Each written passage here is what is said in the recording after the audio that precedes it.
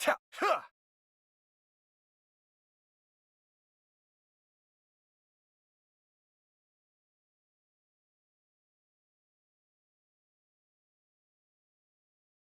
Huh. Hup. Hup.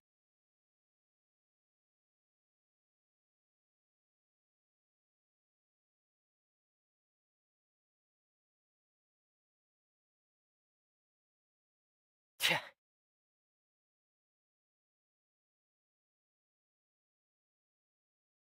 Tch.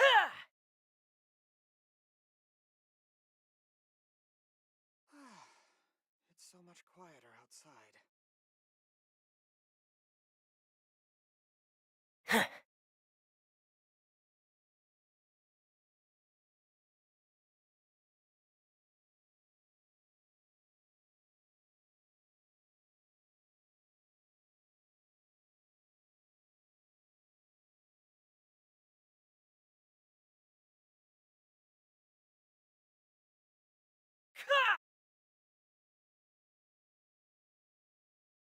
Huh? Isn't that Charlotte? What could she want with Lapine Pauline? Pretty please with the cherry on top, Charlotte. Journalist extraordinaire. Please tell me you're joking. I read that a gang of criminals tricked the Gardamex by disguising themselves as blubber beasts. It's true, isn't it? It has to be. I've invested all my savings into graph adversarial technology and even taken out a sizable bank loan.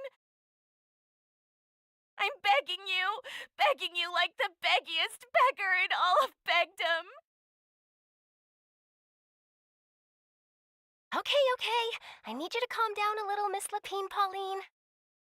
I admire your passion for your research, and I don't mean to dash your hopes for those, big-ticket orders. But I'm afraid I'm not joking. The Blubber Beast incident was a short story mailed to us by an anonymous amateur author, written in the style of a true story. Oh, Paimon sees what happened here.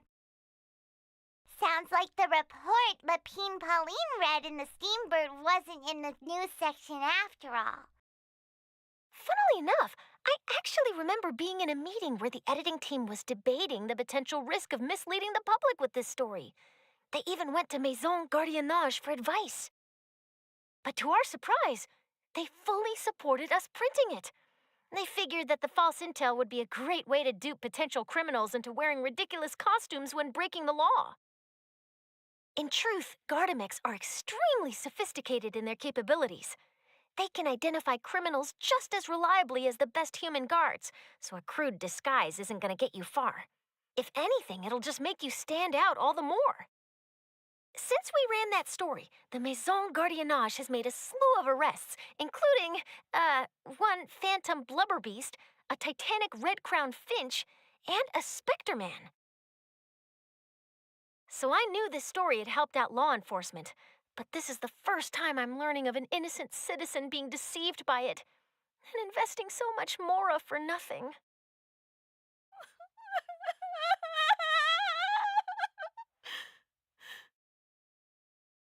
Uh-oh. So Lapine Pauline's whole research project is based on a fictional story?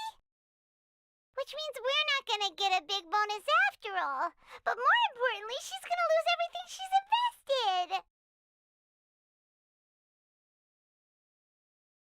Traveler! Paimon! You're back! I was in the area taking some photos for a story when I got to talking to Miss Lapine Pauline about her research. She told me about your collaboration. She was hoping I could write an article to spread awareness about image recognition technology. She even paid me for the article and gave me one of her prototype devices before I could get a word in. I unfortunately had to dash her hopes, and I'm afraid all your hard work was in vain too. She's desperately trying to find a way to rescue the project and get you the mora you're due. I've tried to let her down gently, but she's finding it all very hard to accept. This is a new situation for us, too. It's such a pity. It seems like the author was only trying to make the story interesting, and the Maison Gardiennage only had Fontaine's best interest in mind.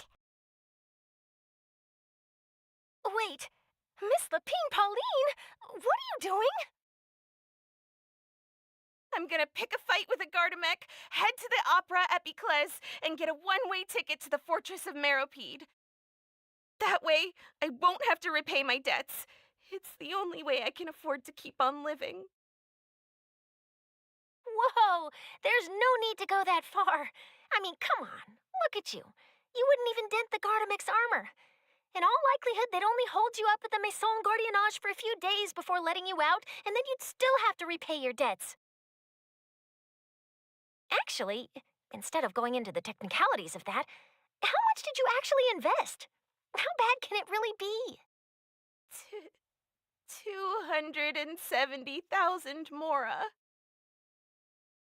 Okay, well, escaping to the Fortress of Meropide over a sum like that seems like a last resort. Surely there must be other options. Not anymore. I used to be an equipment supplier to the Fontaine Research Institute before that blew to pieces, and now I'm just a small-time engineer. I scraped together some savings over the past few years, but I put every last Mora into this project, and now I'm left with nothing. It's not just my savings that are gone. It's my whole future as a graph adversarial technology specialist and my dreams of becoming a billionaire one day.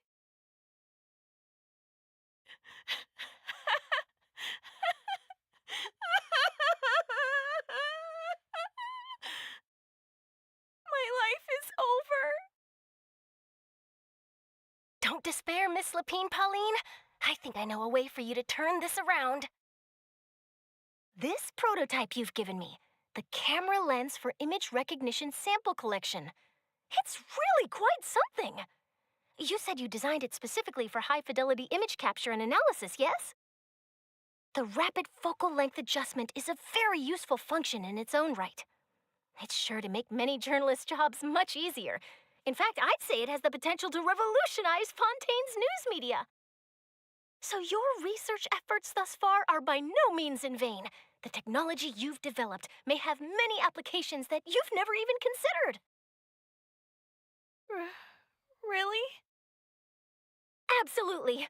I've been working as a journalist for the Steambird for a long time now. No one understands the issues we journalists face on a day-to-day basis better than me. So keep calm, take heart, and start thinking about mass production. In the meantime, I'll show your invention to all my colleagues to drum up interest in your product. I can't believe it. If this is true, then I can look into setting up a whole camera lens development pipeline. My big-ticket orders and billionaire aspirations are still in the cards. Oh, maybe I should consider taking out another loan. That way, I can rapidly improve the lens production process, be the first to market, and prepare to battle for dominance in the camera industry.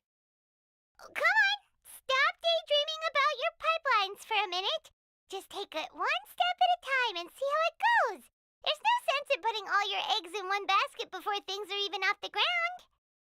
And I can probably speak to some people I know and license my image recognition device to a workshop to raise some funds. I can't believe I didn't think of this sooner. There's no time to lose. I need to get to work. Early bird gets the worm. Can you believe her? She just ran off. Paimon's pretty sure our advice went in one ear and out the other. It's understandable. When inspiration and passion strike at the same time, it's all too easy to throw yourself headfirst into your work and forget about everyone around you. A lot of journalists are the same way when they're first starting out. But don't you worry. I'm gonna write an article on all this, and I'll be checking in on her regularly. Her research has the potential to benefit the entire journalistic community. I'll give her plenty of input to stop her from going down any rabbit holes and make sure mass production of her lens can begin as soon as possible. It's reassuring to know that you'll be looking out for her, Charlotte. Actually, you know what? Why don't you two take this prototype lens? I'm sure you'll have plenty of chances to use it on your travels. It takes the right person to get the most out of a new technology. In your hands, it's sure to capture some amazing sights. Thanks Thanks a lot, Charlotte. No bonus, no biggie. This makes everything worth it. You're welcome. I got something out of this too. The beginnings of a very interesting news story. The boundaries between real news reports and news-like fiction must not be blurred, even when there's a compelling justification for doing so. Yes, that's how I'll phrase it to the editors when I give them my feedback. Let's hope we don't mislead any more well-meaning citizens in the future.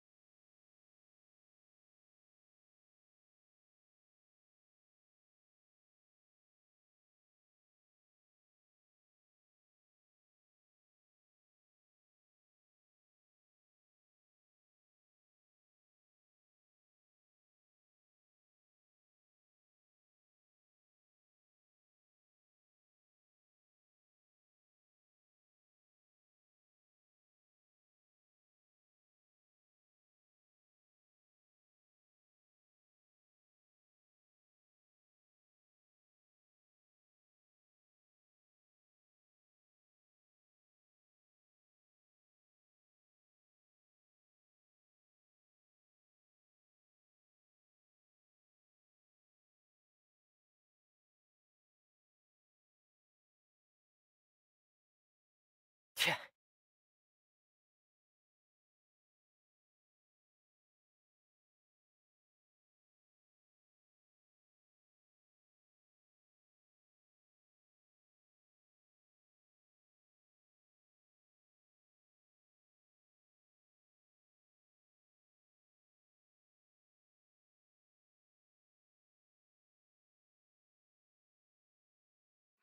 The Palais Mermonia's idea of crisis awareness It should be fine. defies words. I'm sure it'll get resolved. I've never seen anything like it. I simply could not believe it.